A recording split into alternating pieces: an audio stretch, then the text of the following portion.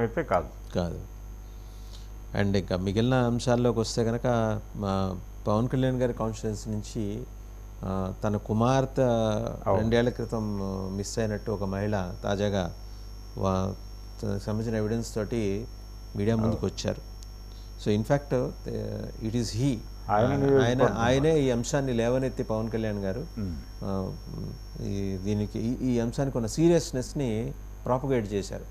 అంటే ఈరోజు ఆ అంశాన్ని చాలా బలంగా ఆయన తీసుకెళ్ళబట్టే ఎన్డీఏ కూటమి గెలుపు అవకాశాలకు ఇది బాగా తోడ్పడిందనే మాట కూడా ఉంది. అవును, మరి దాని మీద ఎందుకని అంత సీరియస్గా ముందుకెళ్ళలేదనే క్వశ్చన్ కూడా అవతల నుంచి వస్తుంది. ఇట్స్ నాట్ వైసీపీ వాళ్ళు అడగట్లా, విక్టిమ్స్ అడుగుతున్నారు. లేదండి, అంటే ఇది ఆల్రెడీ విజయవాడలో ఒక కేసు ఆయన పర్సూ చేశాడు. ఆయన జనవాణి అనే కార్యక్రమం నిర్వహిస్తున్నాడు, పార్టీ ఆఫీస్లో రెగ్యులర్గా ప్రజల్ని కలిసే ప్రయత్నం చేస్తున్నాడు. ఆ ప్రయత్నంలో భాగంగా విజయవాడ నుంచి ఒక కేసు ఆయన దృష్టికి వచ్చింది, ఇలాగే మా కూతురు మిస్ అయిపోయింది అని. ఆయన పోలీసుల మీద కొంత ప్రెజర్ తీసుకొచ్చి సీరియస్గా పర్సూ చేయటం వలన ఆ అమ్మాయి బలానా చోట ఉంది అనేది అయితే ట్రేస్ అయింది.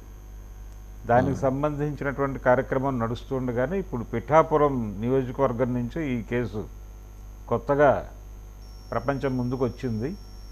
డెఫినెట్గా ఆయన దీని మీద ఏదో మేరకు చర్య తీసుకునేటువంటి ప్రయత్నం అయితే చేస్తారు. మొదట ఆయన వాలంటీర్ వ్యవస్థ మీద చేసినటువంటి ఆరోపణ ఇదే కదా, ఈ డీటెయిల్స్ ఇవన్నీ మీరు ఎక్కడో చేస్తున్నారని. డీటెయిల్స్ అనేది వీళ్ళు వాలంటీర్స్ ఇవ్వటం కాదు, అందరి డేటాకి సంబంధించి ప్రపంచం ముందు ఉంది మనది. మనందరం కూడా ఒక రకంగా బిగ్ బాస్ హౌస్లో ఉన్నట్టే, ఎవరి డీటెయిల్స్ ఎవరు హైడ్ చేసే ప్రయత్నమో లేకపోతే ఎవడో అమ్మేసే ప్రయత్నమో అదంతా లేదు. ఆధార్ డేటానే అమ్మేశారనేది మనకున్నటువంటి సమాచారం.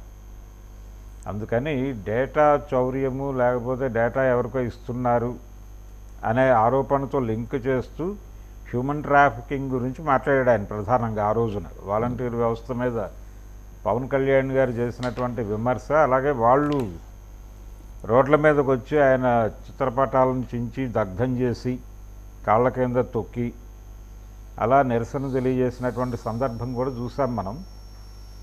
అందుకని ఇలాంటి సందర్భం వచ్చినప్పుడల్లా ఆయన కొంత సీరియస్గా రియాక్ట్ అయ్యి తన మాటల్ని, తను ఆ రోజున మాట్లాడినటువంటి మాటల్ని, వాటికి ఒక అదేదో బేస్లెస్ ఆరోపణ కాదు, నేను పునాది లేకుండా మాట్లాడలేదు, దానికి ఒక పునాది ఉంది అనేది ఎస్టాబ్లిష్ చేసుకునే ప్రయత్నంలో ఈ కేసుల్ని కొంచెం హైలైట్ చేస్తున్నాడు ఆయన. కొంచెం గట్టిగా ఫైట్ చేస్తున్నాడు. అది మనకు విజయవాడ కేసులో అర్థమైంది. ఇప్పుడు ఈ కేసును కూడా సీరియస్గానే పట్టించుకుంటాడు ఆయన. కానీ ఇంకా ఆయన విజయవాడ కేసు లాగా ఇది ఇంకా బయటకి ఓపెన్ కాలేదు, పోలీసుల వైపు నుంచి ఒక వెర్షన్ ఓపెన్ కాలేదు కాబట్టి మనకి అదేదో లూజ్గా ఉంది అని అనిపిస్తోంది. లేకపోతే ఈ పాటికి మొదలైపోయేది దాడి అక్కడ. ఇంకా మొదలు కాలేదు అంటే ఇంకా సెర్చ్లో ఉన్నారు వాళ్ళు, పర్సూ చేసేటువంటి దశలోనే ఉంది అది. చూద్దాం, 1-2-3 రోజుల్లో ఏదైనా దాని మీద ఒక కంక్లూజన్కి వస్తారేమో చూద్దామండి. అయితే విషయం ఆయన అంత ఈజీగా వదిలిపెట్టాడు. అదేవి అంటే ఇప్పుడు ప్రస్తుతం ఆయన తనని కేవలం ఏదో ఉప ముఖ్యమంత్రి అలా అనుకోవడం లేదు. ఆయన తన రాజకీయ కార్యాచరణకు సంబంధించి ప్రతి చర్య ప్రతి కదలిక కూడా అది రిజిస్టర్ అవుతోంది అనే స్పృహతో ఉన్నాడు ఆయన. వెరీ ట్రూ అండి. ఎందుకంటే చాలా కాన్షియస్గా ఉన్నాడు, చాలా కాన్షియస్గానే ఉన్నారని అనటానికి మీరు అన్నదానికి సపోర్టింగ్ ఏంటంటే, ఇప్పుడు ఆయన రాజకీయ కార్యదర్శి హరిప్రసాద్ గారిని ఎమ్మెల్సీగా ఆయన అపాయింట్ చేయించుకున్నారు, అదే నామినేట్ చేయించుకున్నారు. అవును, ముందర ఎవరు ఊహించలా, అంటే ఎవరు ఊహించిన దానికి భిన్నంగానే ఆయన వెళ్తున్నారు అక్కడ. అదొకటి.